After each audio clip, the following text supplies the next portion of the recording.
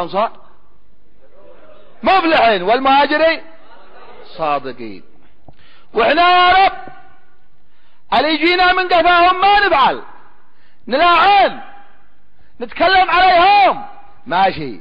اسمع الآية بعدها ما بتقول لك والذين جاءوا من بعدهم.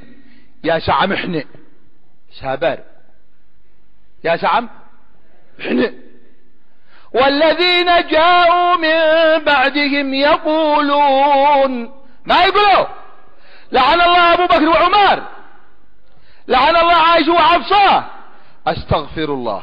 فناقل الكفر ليس بكافر، ما قال لك تلاعن، قال لك تدعي لهم. اسمع الآية والذين جاءوا من بعدهم يقولون ربنا اغفر لنا ولإخواننا الذين سبقونا بالإيمان ولا تجعل في قلوبنا غلا للذين آمنوا ربنا إنك رؤوف رحيم. يا ويل من يحمل الغل على صحابة النبي صلى الله عليه وآله وسلم. هم خالفوا ما بقي إلا ثلاثة أو ركز على أو الله يعينك يا أبو ذر. لا قالوا مؤمن ومؤمن ولا مرتد ومرتد، عاد مشكين فيك. محنا الذين بايعوا النبي تحت شجرة الرضوان كان عددهم 1 4 0 0 يعني كم؟ 1400. هيا اسمعوا الباري ما قال في 1400، ما قلت شنع. الكلام مش من عندي ولا من جيبي، من سورة الفتح. قال تعالى عنهم في سورة الفتح لقد رضي الله عن المؤمنين إذ يبايعونك تحت الشجرة. كم؟ 1400. لقد رضي الله.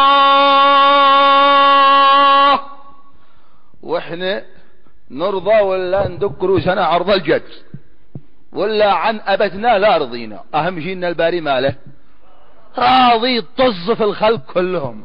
لقد رضي الله، اسمع ما قاش عن المجاملين، عن المؤمنين إذ يبايعونك تحت الشجرة.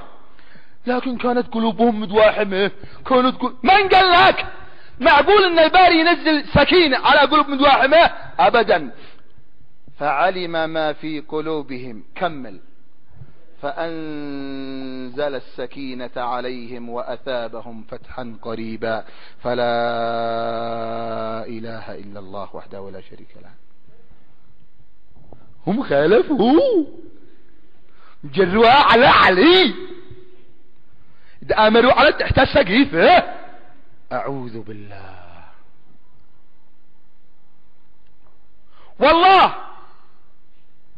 إن أتقى الناس على وجه الأرض بعد محمد صلى الله عليه وآله وسلم هم المهاجرين والأنصار.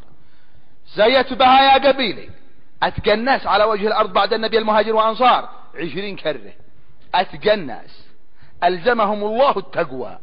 الكلام مش من جيبي، من أواخر سورة الفتح. قال تعالى فأنزل الله سكينته على رسوله وعلى المؤمنين وألزمهم، كمل، كلمة التقوى وكانوا، كمل، أحق بها وأهلها. الله أكبر ولله الحمد.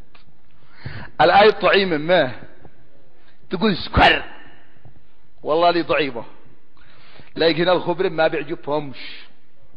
عندنا في البلاد بيجوا يدوا لهم محاضرات للقبائل، ويقولوا لهم ما بيستعيد احفظوا القرآن كله، يكفي تقرأوا لها سورة تبت، علي صلوا بهم سورة تبت بس، وبتطلع مطلع. احنا ما عذر ما نطلع. نبسر الباري ما بيقول في الآيات الكبار وفي السور الكبار، ما بيقول في الصحابة رضي الله عنهم. الله الله تشتوا تجاهدوا بذيها وجاهدهم به جهادا كبيرا. تريدوا أن تصححوا العقائد بالقرآن الكريم، صحوا العقائد. ما يديش والله ما يدي. ولذلك النبي كان يصح العقائد بذي